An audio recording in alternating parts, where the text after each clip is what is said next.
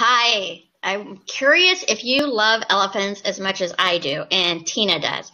So today we're going to talk about what we think about elephants and as far as what's going on with elephants in the world.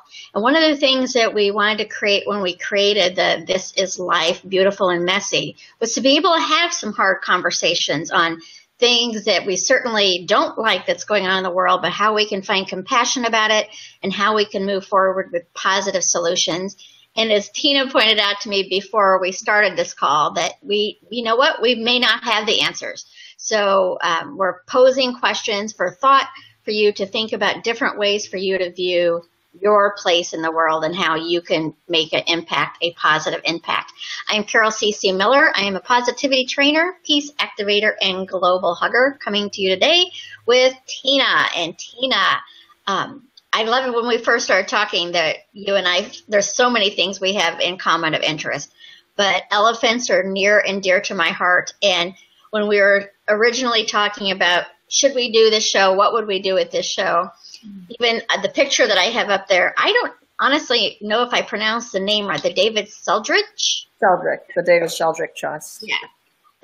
Like I had a personal experience and that you know of their work. And so it was just like, okay, then we should really bring that to attention. So what I would like us to talk about today is just some basic things about why we love elephants, some stories. I mentioned with her talking about it, a book. I asked her, I'm like, do you know the Elephant Whisperer? And she's like, I love that book. Mm-hmm. I've not read the book, but I've heard the story. So I'm looking forward to hearing more about it through her. And so welcome, Tina. Let's talk elephant talk. Yay, it's good to be here as usual. I love talking with you, Carol, and I love your audience. And I think elephants, so many of us don't really know what's happening to elephants. And I remember hearing a few years ago that I think they said in 15 years' time, there will no longer be wild elephants left.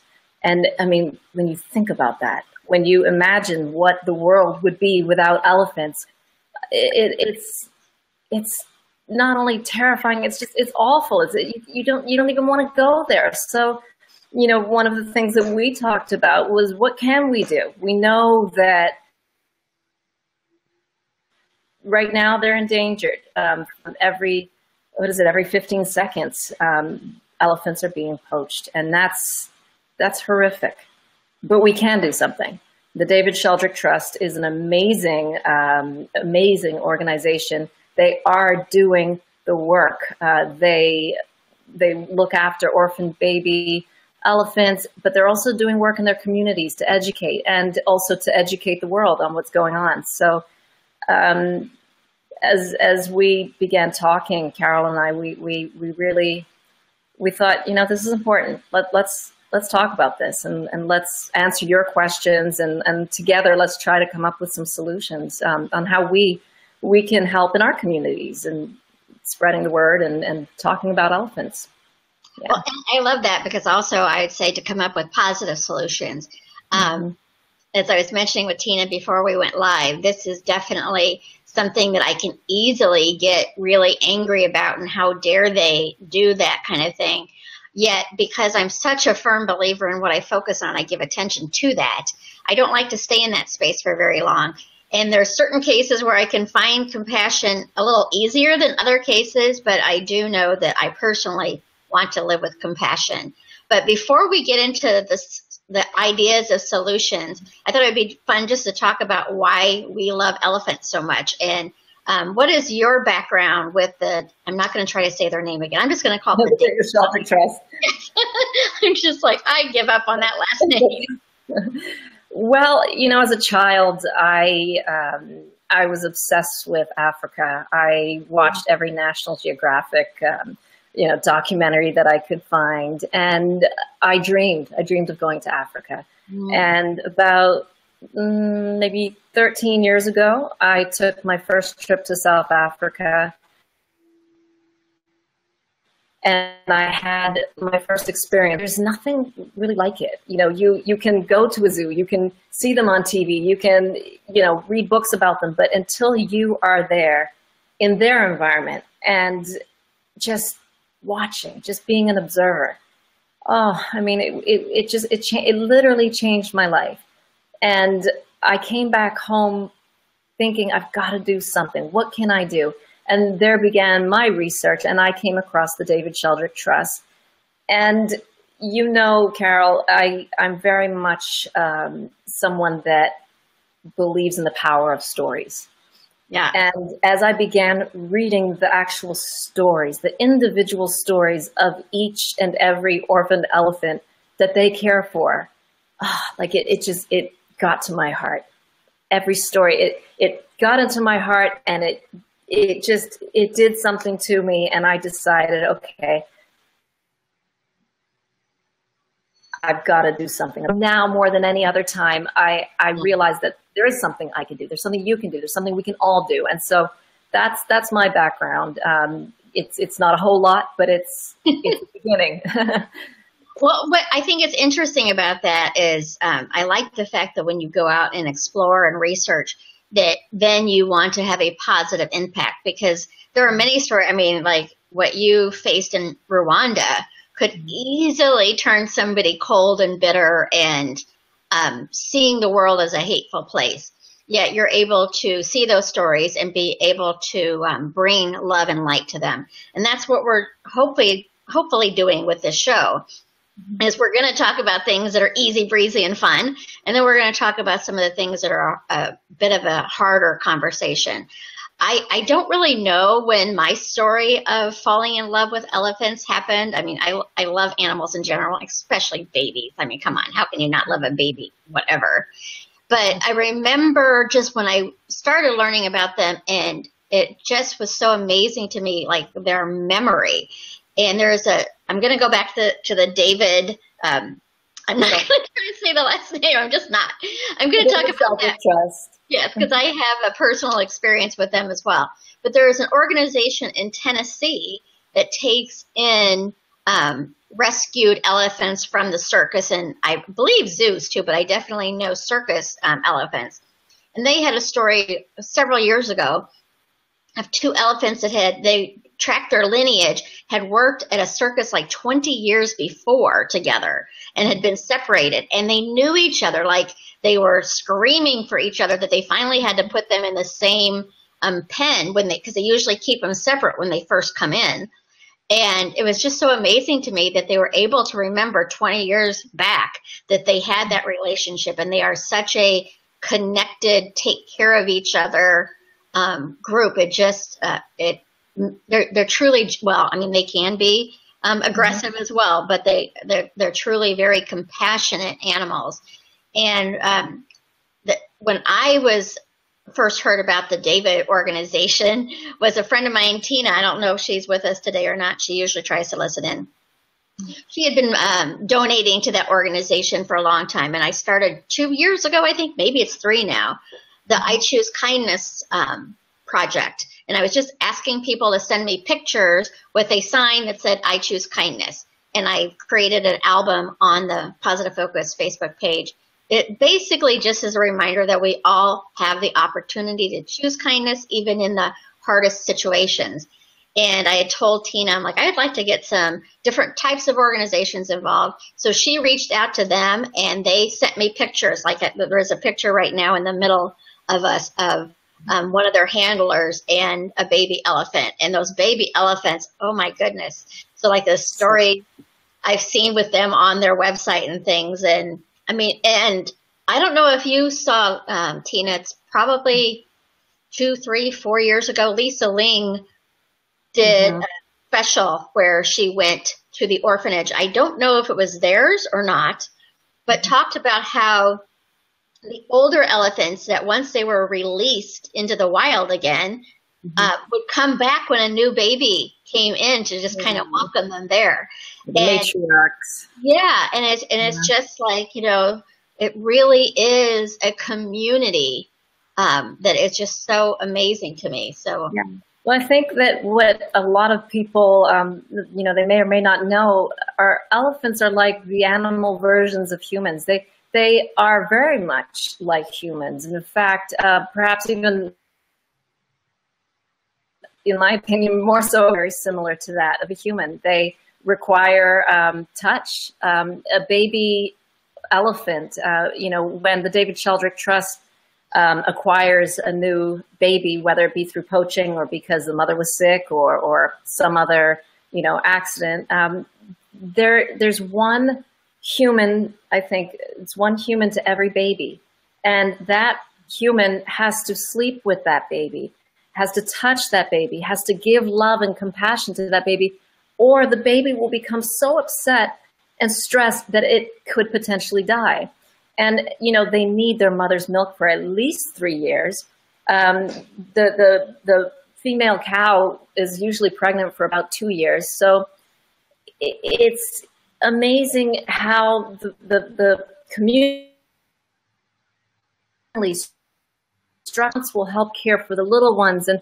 And they have a remarkable memory, and they will remember elephants, they will remember people from, 30, 40, 50 years, prior. And so when you understand how brilliant these animals are and intuitive and how just majestic and amazing they are, it baffles me how greed, and it's always the case, how greed can always come in and completely destroy a species. And it's not just elephants as a species, because if we don't have elephants, the entire chain is altered. It's, elephants are so important for so many other animals and species in the wild. And so we have to educate ourselves. We have to understand of the world, really, Yeah. When you were talking about the handler and those babies, I've also seen where they say, which is amazing to me, because again, they're babies, like human babies, and maybe it's because you just don't physically see it, but if they're separated from their mom, like little infants, they're not old enough to mourn that connection yet, but these babies are coming in and they're mourning the loss of their mom. So it's not only just, providing food and shelter for them, it's helping them to heal, because they very well could have seen their mom killed in front of them. Yeah. And so it's just really amazing to me how that connection of human and animal, and they're wild animals. They're not taming them to be, in the circus or anything like that, thank goodness. But I mean, it really is, it's amazing how, I don't even know the word I want, compassion that the elephants have and the babies. And there's a book that I mentioned earlier that you have read. I would love it if you shared some more about it. It's called, I'll tell you what I know about it, and then you can fill in the rest. I mean, it's called The Elephant Whisperer. And it was a man, what I heard about this story was when he passed, he had these wild elephants on his reserve, and there was a couple of groups of rogue elephants that they were going to probably have to kill because they were causing so much damage, and he wasn't even sure he wanted to get involved, but he did, and he gained their trust by he would sleep outside with them. And these are full adult bull and cow elephants, and he gained their trust to the point that when he passed away, these two rogue herds, I mean, it's not like they answered a cell phone call that, their friend died, came to his home, and they said that they probably traveled for like 12 hours to get there and stood outside of his home for a couple of days in honor of him. And they mourn their own dead, like they kind of have their own service, I guess, so to speak, when one of them is, when one of them dies, whether it's natural or man-made causes. They're highly intuitive. And I'm just curious for our viewers out there. First of all, if you love elephants, let us know. Tell us about that. But, have you heard of that story to our audiences? Because I remember that story and what an impact it had on me. I think elephants are so highly intuitive. And in fact, they have what I believe we used to have hundreds of years ago, and that's the ability to be able to communicate telepathically. But I think that's what they do. They know that something has happened hundreds of miles away, and when they're called to it, they go. And the relationship that he had with these elephants honestly, I remember I had just had a retina detachment. I had just gone through something myself. And so my eyes were literally, I was in darkness for 2 or 3 days. And so I put that book on audio. And so I was able to, yay, hi Tina. But I was able to close my eyes and actually listen to the book. And so there was something very special about that because my eyes were closed. I was able to be there, like through the description. Oh. I felt it. I saw it. I imagined it. And it was one of the most beautiful stories I have ever heard. And it reminded me of just how amazing life is, how amazing nature is. And it made me want to go back to Africa and experience that some more. If you haven't read it, it's called Elephant Whisperer. I don't know why, I've forgotten his name, but he's such a huge... Lawrence Anthony. Say it again? Lawrence Anthony. That's it, Lawrence Anthony. And if you're interested, you can go to, obviously he's passed on, his wife is still there. You can go to his reserve in South Africa. And my cousin has actually gone many times, and he said it's one of the most amazing places he's ever been to. He goes yearly, and we don't know enough about the world and nature, and there's so much that it can teach us.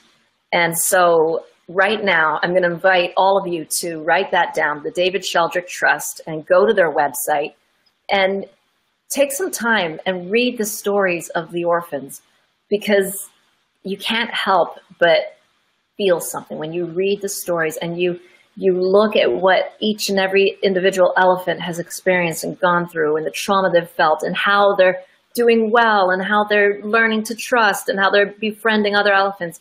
It's that human element. It's almost like you feel that compassion and you want to do something about it. So please go and check out that site and look at all the possibilities there for helping and making a difference. Yeah, I think I just posted the site on there. I see that. Excellent. It's interesting because even what we're talking about on this reserve in Tennessee, and probably people have seen it, and I'll try to find the video. I don't have it in front of me right now. Carol, are you allowed to go there and spend time? I think you can. I think that they do have a visitor place there. I'm not sure. I'm going to check out that because it's not that far from Chicago, and I will go. Tina, who is I'll go with you. We'll meet there because Tina, who has also joined us, like I had mentioned, she's the one who introduced me to the African group. But they had a story a few years ago where an elephant came, and elephants are herding animals by nature, but they tend to pick like one that's their bestie. And they had a situation where the dog was the best friend of this elephant, and they went everywhere together. And one day the dog got injured, so it was inside, and the elephant couldn't see it. And like the elephant could not sleep, and it was worried. So they picked up this dog. I forget, it had a hurt back somehow, and took the dog outside for the elephant. And so he was able to calm down because he knew, okay, my buddy is okay. Now, since then, the dog, they don't have as long of lives as elephants do. So the dog did pass away, and the elephant had to go through that mourning. But the elephant got to see that. So because it saw the passing and knew the dog was gone, it was able to move on. But when the dog was inside the house, it was like, what's going on there? So even outside of the elephants, they're just so compassionate, and it's like humans. Yeah, they really need that connection like we do. And I just find it so. I every time I see a baby elephant, and I say it in jest because obviously I live in a condo in Chicago, and it's illegal to own wild animals. But I'm like, I want to take it home with me because they're so cute. Yeah, and we talked about this earlier, Carol, but there exists the reality that, okay, it's a very serious problem. They're being poached. Yeah. How does one feel about those family members who are out there poaching when, the reality exists? They may have family members that are starving, literally. And one elephant can feed an entire village for an entire year. So you can understand as a human as a father, as a mother perhaps, but you can understand that if that's your only hope right there, that you might say, well, what's one, you know? Right. Let me just one. Yeah. Of course it adds up. And it really, I think for me, my anger comes more so from the other side, those who are actually buying the ivory. You know, the countries that are not doing anything about it, and the tourists who are buying these little silly trinkets made out of ivory, because to them, oh, it's beautiful, you know, but it's a problem. And well, I think what's important to remember with that, because I promise you, I can easily get how dare they in that kind of situation. But as you mentioned, like, it could be truly what is keeping a family alive.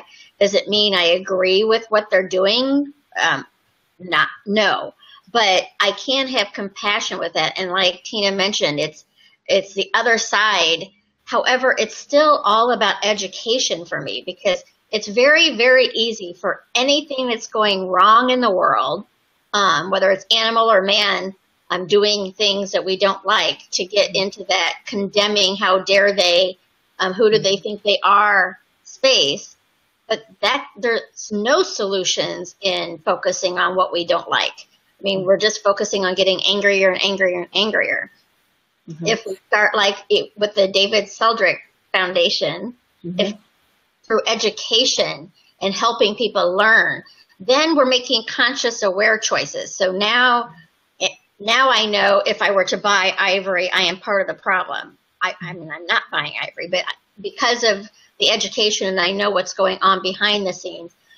For me also, it's the way, like the ivory poaching is a whole different thing for me than feeding a family, because it's a pretty horrific way that these beautiful animals are killed.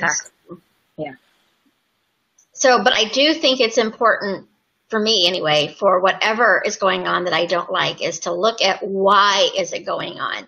Because I can get mad about the result of what happened, but if I don't look at the cause of what created that person to be kill an elephant or kill another human being, or whatever in the ways that is going on, I'm not only I mean, if I'm focusing on that and getting really upset, for me, I'm helping create more of it. But if I look at the solutions and look at why is there so much hunger in that area of the world? What can I do to help bring change that way so they don't feel they need to do that? Mm-hmm. And that's what I love about the David Sheldrick Trust, is that there is a component to their organization that actually does that. And that's, again, to our audiences, if you're looking for a way that you can help, that's to be able to help them to get out into the communities and to educate, and also give opportunities to would-be poachers to either to shift what they're doing and not be the poacher, but be the educator, for them to take tourists out and perhaps, talk about elephants, or for them to go out into their communities and actually be paid to be the educators, the supporters, the advocates for elephants. And so, if you want to help, let's look at the organizations already on the ground that already know what's needed and what's necessary.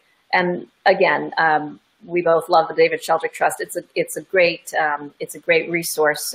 There, having them out there already doing the work. There's so much on their site. If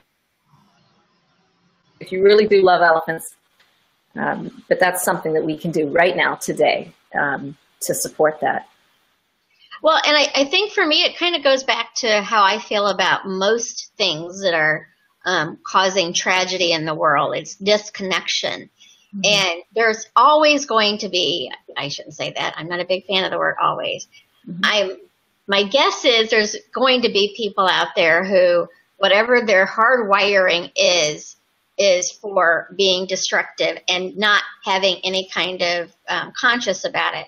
But for me, the vast majority of people in this world who are doing harm to themselves or to others, It's because of their disconnection and their hurt. So they hurt others because they're hurt. So the more that we can have that education and have compassion, while there are consequences, like poaching is illegal. So if they're caught, there are going to be consequences to what they've done. But to be able to have some compassion around it, to be able to learn from it and to grow and educate from it. We were talking before we came on. I wasn't even sure I wanted to bring this one up because it could really get me mad quick. But it's, for me, the hard ones to have compassion around are the big game hunters. But you brought up a point today that I hadn't thought of. So I'm going to try to see the compassion in that. Is I have heard many of their excuses are, well, first of all, that animal is old is one of the things I've heard, but that they do feed a village, that they donate the money for the village. So I'm going to try to focus on that rather than my judgment on what they're doing. It is hard. It's hard because it's to me, it's like saying, well, you know, that's an old man, so we'll just shoot him because it'll help the village. You know, they're living sentient. You know, they're feeling they deserve life, and they deserve to live life naturally and die naturally. But when I see a game hunter coming there with, you know, a gun, the animal has no chance, and they just shoot that beautiful, majestic animal and pose with it. It does something to my soul. It literally, it's a hard one. Yeah, it is hard because my friend Tina, who is with us in the comments, we were just talking today, a good friend of hers just had to put their dog down because of some really bad medical issues. And so how sad it was, and how I mentioned to her, I'm like, even though it's a hard thing to go through, it's nice that we have that ability to help our animals that are suffering no longer suffer. But with that, you're sad and upset. Taking a picture, smiling big over a dead animal, I don't quite understand. You're losing the sacredness there. You're disrespecting it, in my opinion, in my humble opinion. And mine as well. But it is also work that I know that I need to do for myself, because staying in that angry, how dare you space, I mean, I don't focus on it a lot, but when I do go there, I do focus on it, and it doesn't feel good. So it's putting me back into the judging stage, and I'm not a big fan of that for myself. So I want to get into the why do they do this, and really, I mean, and maybe I'm not going to come up with a good reason why for myself. Like I might not, but to be able to see past the action and into possibly why it's taking place helps me. There's places in the United States, I don't know if you're familiar, Tina, that you can spend $10,000, $20,000 and go, and they let a wild animal out of a cage, and you shoot it, and you're amazed. Yeah. Like, I don't get it. You know, and I'm not in the place right now where I hear of these things and I become destructively angry. Right. I observe it. It doesn't sit well with me, but then it's like, okay, what do we need to do? And, you know, you talked about connection. What is it that makes someone, okay, it always goes back to story, because I believe stories connect us. Yeah. Heart stories, especially those stories that that really show you that part of humanity, or that part of the animal world of life that feels, that mourns, that grieves, just like us. And when you know the individual stories, how can you not feel that?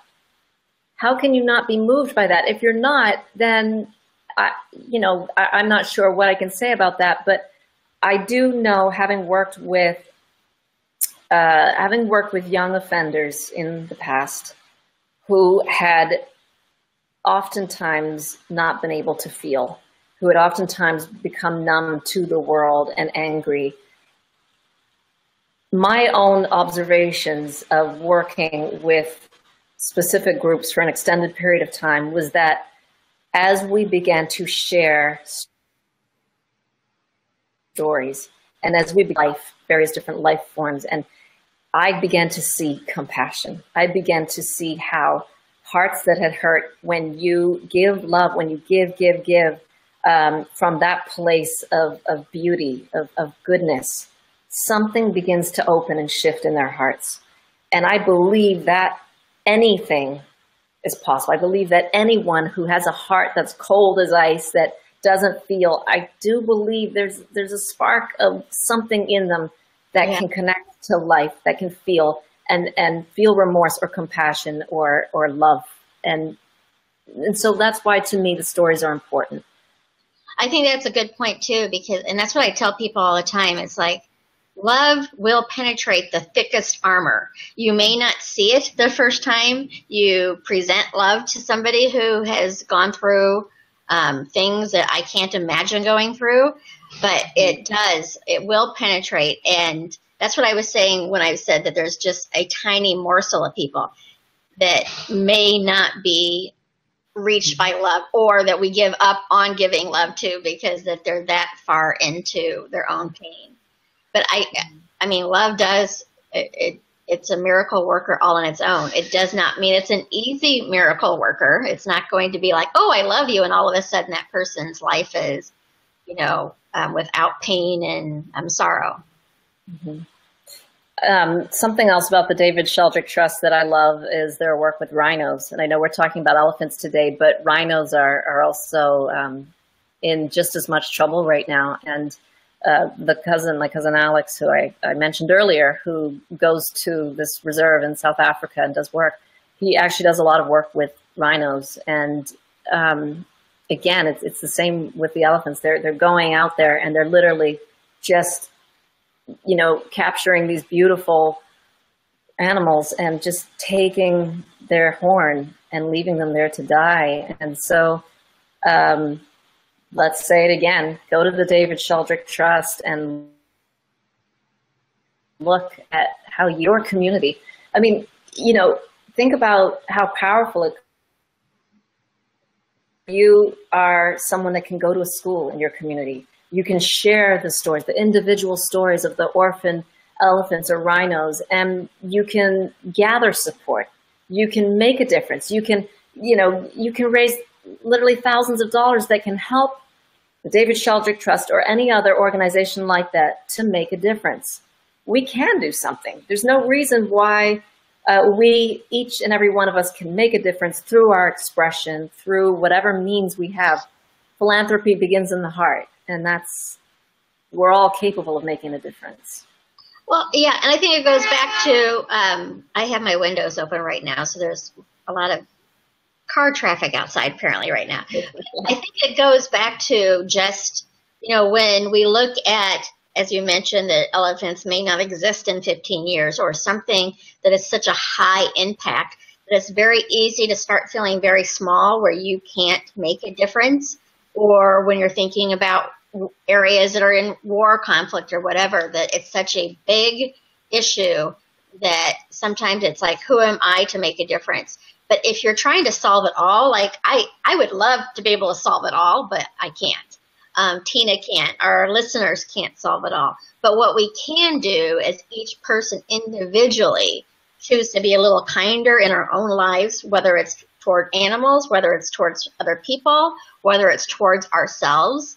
And that too, if it is expanding and opening your heart, it is going to have a shift globally. It may take a while before you feel it globally, but the more that you bring kindness, compassion, and love into your life, the more it's going to spread other places as well.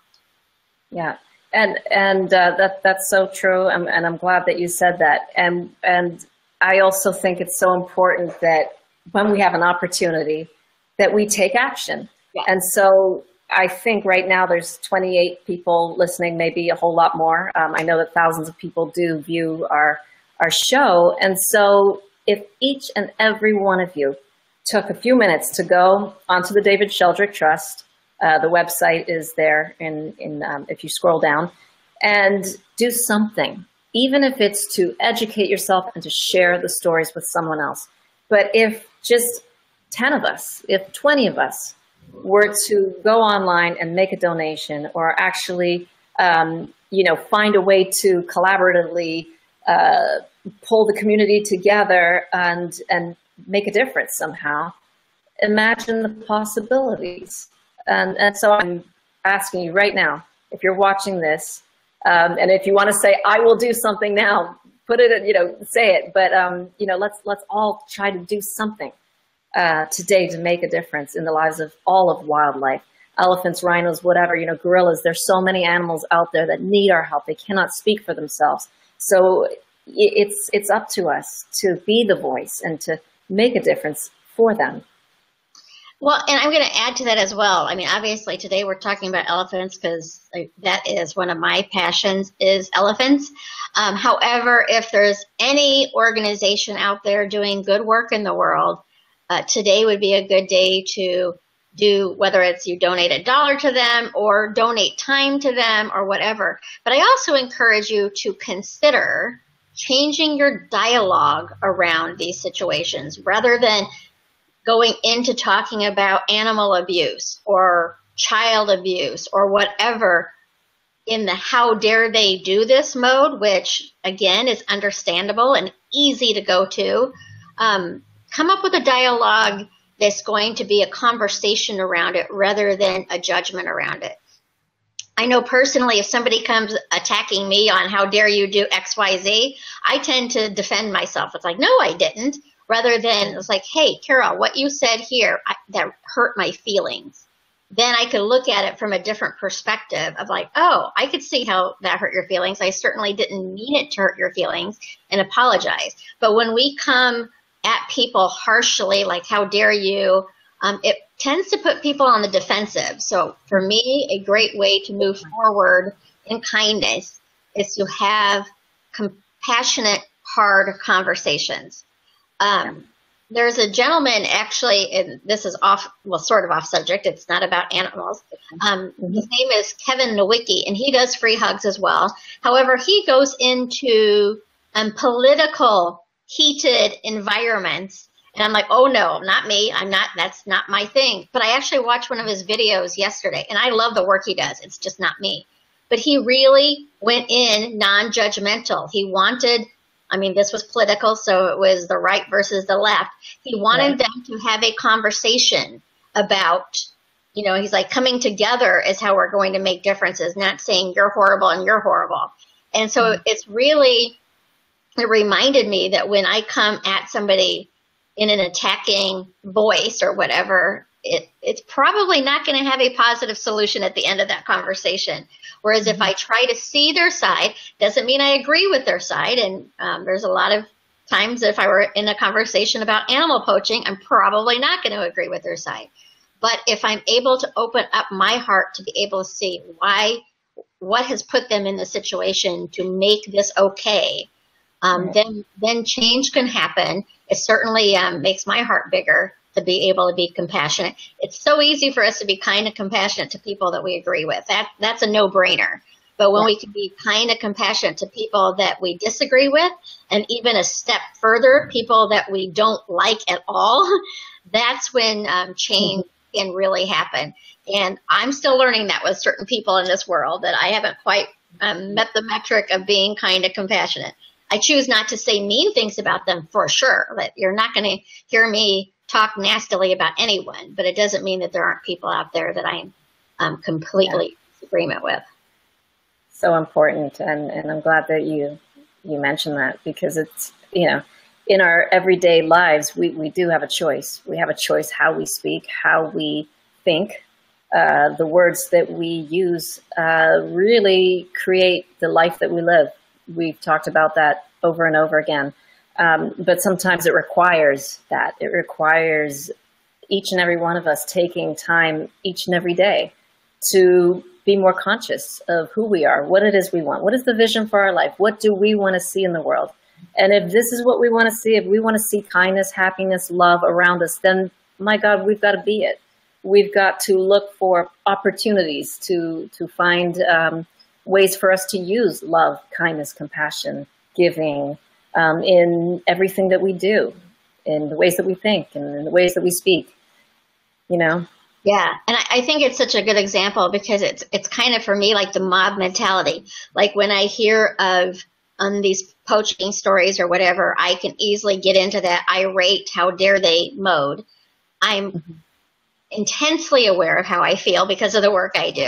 And I know it doesn't feel good. So I'm not telling people not to get mad about what's happening to animals or people that you don't like what's going on, because that's a natural emotion.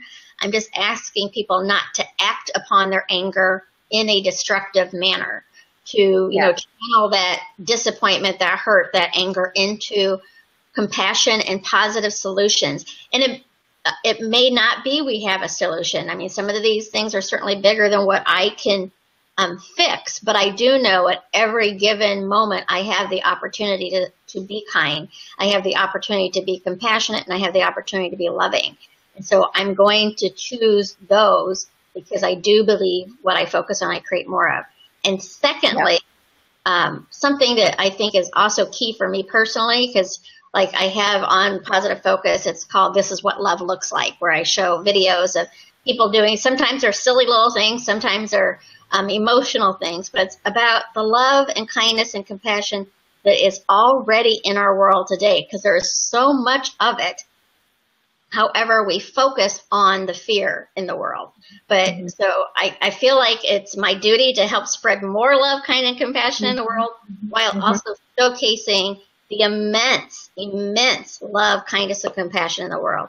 And even in our tragedies, people come together to support each other that they did not know 2 hours earlier. And all of a sudden, they're willing to open their homes for, or feed them, or clothe them, or get them to the hospital or whatever. So kindness and compassion and love exists in those spaces too.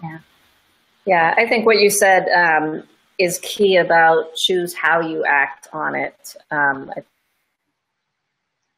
don't remember the exact words you used, but it's okay to feel bothered by something, because that launches a certain desire, you know. And if you have that desire to go out and be violent, well, by God, I'm going to tell you, don't do that. That's not the best thing to do, in my opinion.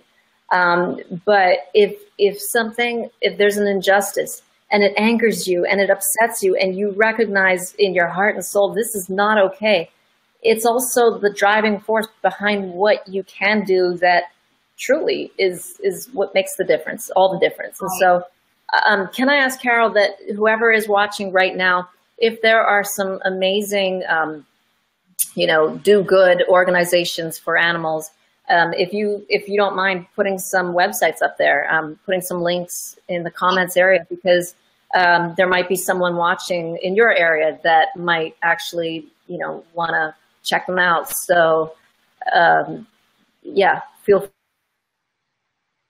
give us some ideas. You know, especially if you've already done something in your community and you believe that it's a great idea, and that somebody listening can do the same. Please write that down. I think that's a great idea, because I notice a lot of people want to start new things, and I would encourage you, because running an organization, I promise you, is a lot of work. So I would encourage you to, before you decide, and maybe what you want to do isn't out there yet, or isn't out there in the voice you want it to be out there in. So not remotely telling you not to start something fresh, but I am encouraging you to look at what else is already doing out there, and joining their forces or collaborating with their forces, and building from there. And Tina just said, Tina just told me that the Tennessee Sanctuary you cannot visit, but they have 14 LCAMs, so I can go on their website and look at the elephants from their website. I kind of thought I remembered hearing that you can't go visit, so yes, it saves me a trip. I am going to. Sorry. Is anyone out there? I'm losing you. I'm not hearing you. Oh, I was losing you too. Okay. Carol, have you heard of Africam? No. .com. I think that's what it is, and I'll double check that, and we can put a link to it in the after the show, but it's amazing. You can watch these live cameras in various different parts of Africa next to the watering hole. So at all times through the night, through the day, you can watch, and occasionally you'll see elephants. You're going to love it because you hear all the sounds of the African bush, and you can sit there sometimes for an hour and you don't see anything. But then suddenly you see an elephant, or you see something coming out of the bush and it's so exciting because you feel like you're there. So yeah, we'll definitely have to put that link up. But it's our world, this is our world. Together we are all a part of this beautiful, amazing earth. Well, and that's what's so full of beautiful. Mm-hmm.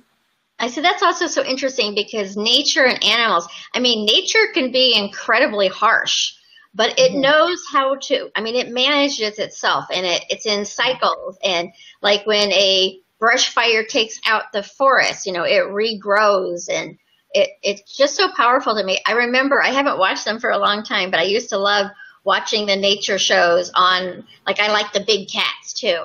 And here, even though I love the big cats and love the stories about them, as soon as the nature show went to showing them catching an elk, I'm like, run, elk, run, I know that that's part of the circle of life, but I don't want to see it. So it's fascinating to me how nature understands, the circle of life, and that we try to create the circle of life.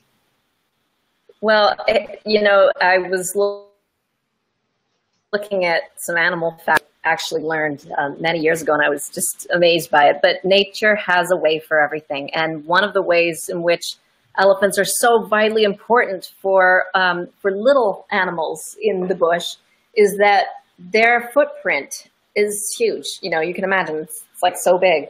And they leave these footprints, and then when it rains, those little those footprints become little watering holes for the little, animals, and for the birds, and for all the various different animals.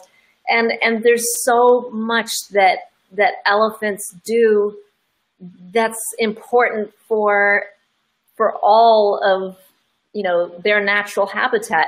And so again, I'm going to invite our audiences to, when the show is over, or now if you want, but if you know an interesting fact about an elephant,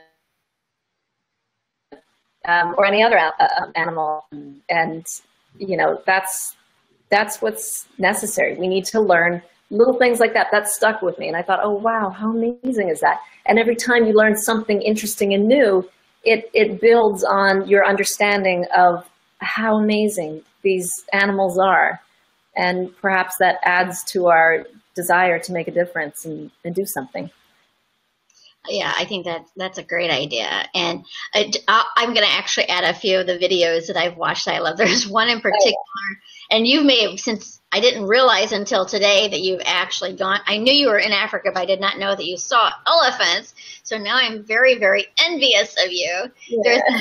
There's one where it's probably a handler, but the elephant is like wanting to sit in its lap and get hugged. So I'm like, I want to hug that elephant. So I watch it quite often. I don't know how much a baby elephant weighs, like 400 or 500 pounds. They're by no means little. But I still want that hug, even though it would crush me in 2 seconds. So, yeah, I really appreciate our conversations, Tina, because besides the fact of spreading more kindness in the world and showcasing the kindness that is already in the world, I really feel compelled to bring kindness and compassion to some of those hard subjects that is easy for us to get into the how dare they situation. And other people, this is not something that bothers them. So this may not be that hard a topic for them. But I think the more that we can have a kind conversation and a learning opportunity around whatever's going on, I think that offers us, I usually learn something new from when we talk, and to be able to see it in a different light maybe or whatever, and it offers our listeners that opportunity too. I really encourage people kindness, compassion, and love in whatever you're doing, whether it's your thoughts, whether it's your words or whether it's your actions, to operate from that space. And sometimes it's going to take you a little work to get to that space, but it is possible to get there. So is there anything in closing you want to add, Tina? I will just add again to go to the David Sheldrick Trust. I copied all of these amazing stories of orphan elephants, and there's literally hundreds of stories. And so if you have the time and the opportunity to go there, read them, learn about those stories, share those stories. To me, stories are everything. When we know the stories, we can hear that tens of thousands of elephants are being poached and killed, but when we hear the stories, the individual stories of the big elephant community that is impacted when they lose their matriarch, when they lose an important member of the family, any member of the family. So it's my hope today that each and every one of us open our hearts more and our minds more to those stories, but also to the possibilities, and that today, we take action in some way, whether it's small and tiny today, bigger tomorrow, but we do something that can make a difference because we can. And so I'm so grateful for all of you who came to listen, and for those of you who will come, and further listen in the days to come. Just please, please, please take time to make a difference. Thank you. Tina just shared an interesting, and I've got a call to action for both Tinas in a moment, but she just shared elephants have a very slow pulse rate at 27. A canary is 1,000. Wow, that's interesting. That's interesting. Keep those facts coming because I want to learn them. That's really interesting. Cool. Well, it goes back to when people say you eat like a bird. Well, birds actually eat a lot more than their body weight because they're flying so much. So truly telling somebody they eat like a bird is not necessarily a nice thing to say, but we think it means that they don't eat very much. So I'm putting both Tinas with a call to action, and that is to reach out to David Sheldrick and see if there's somebody there who would be willing to come on and talk about the individual stories with us, because I would love to do that. I actually have a connection there already, so I will ask her. I will do that. Okay, great. That would be wonderful. And obviously, time zone wise, we may have to have the show at a different time, so they're not up in the middle of the night. I don't know what time. I don't know the different times there, but we will work it out. If they're willing to come share their passion and purpose with us, we will make it happen. So again, can I share a funny story? Yes, please, real quick. So especially funny stories is good. Yeah, so I'll end with this one. We were with my grandmother and my aunts and my sisters on one of the game drives, and we were going through the bush, and then all of a sudden our driver stopped, and the other van ahead of us stopped, and they went into the bush, and we were thinking, what are they doing? We didn't know what they were doing, and then all of a sudden one of them came back holding something that really resembled a wonderful, beautiful chocolate cake. It was just a nice, perfectly round, and he held it, and he said, whose birthday is it? And he came out holding it. And my grandmother says, oh, it's a cake. And anyway, it was the dung. Basically, the reason why he brought it out was he wanted to show us that in that piece of dung that looked like a birthday cake was healing medicine. They said that the elephants basically take the best of the whole, of the bush, of the plants that heal. And he says, if you are really, really sick, he said, and you were to take this and boil it, you would get the best of medicine from the forest. And I thought, wow, that's interesting. I thought we would end with a story like that, just to make people smile a little bit. Elephants are very important. I love that story, and I would have to be very, very sick to do that. But it's good to see other animals in the forest eat that. I don't even know. That's something we can research some more. Maybe they were joking with us. I don't really know, but it was just something that stuck with me, that the elephants do eat the best of everything, and that's anyway. It absolutely makes sense that would have those qualities. I just know that I would have to be very sick before I would ingest those qualities to help me. But, go with you on that. You never know until you're in the situation how you would truly react. So maybe I would welcome it at that time. But again. So thank everyone for joining us today. I have started a book club that is on the Positive Focus community page. It's a group page. It's called Positive Focus Community. And it's really about connecting with people, because I feel like when people feel connected to others, then they're going to just naturally be kinder and more compassionate. So we're doing a book a month, and I'm starting with a book called, oh my goodness, it's not called oh my goodness. It's Into the Magic Shop. Thank you, Tina. So it's Into the Magic Shop, and we're going to discuss it on a video call in the end of June.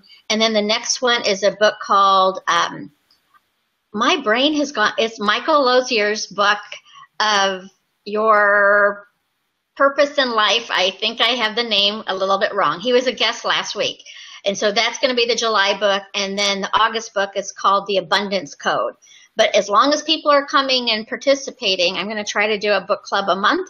And it's on the event page on the Positive Focus community page, because that allows people to talk a little bit more than a business page. So if you're interested, join us over there for some conversation around those books. I don't know who, tomorrow, how could I forget? My guest tomorrow is Michael Lozier, and we'll be talking about the emotion code. We're actually looking for somebody who is dealing with chronic pain to be a guest so he can do this emotion code work on and show them how it's releasing trapped emotions that is what is causing that pain that you're dealing with. The Emotion Code is a book written by a chiropractor, Bradley, I don't remember his last name, but it's been proven many times how effective that this technique is. It requires no medicine. It is all about kind of talk, your body knows what's going on, so it's kind of talking to your body. So join me tomorrow for that conversation with Michael. And if somebody's interested in being on the panel for doing that work, post in, there's an event page on Positive Focus for the Emotion Code for tomorrow's event. Post a comment there about what your chronic pain issue is. And he's looking for somebody who, from a scale of 1 to 10, is like between a 6 and an 8 or something like that, so he can help bring that down for them. And then we're just going to talk about the book and how impactful it's been for him and for others. So not sure who the guests are going to be next week, but I know that Tina and I will convene at some time for a conversation around compassion and kindness and love about storytelling. So thank you everyone for joining today. I hope you have a great rest of your day wherever you are. Choose to be a little more thoughtful, to be a little kinder, to be a little compassionate, and to be more loving, because you matter. You matter to me, you matter to the world, and most importantly, you matter to you. So we'll talk soon. Bye-bye for now. Bye, Tina. Bye. See you later. Take care.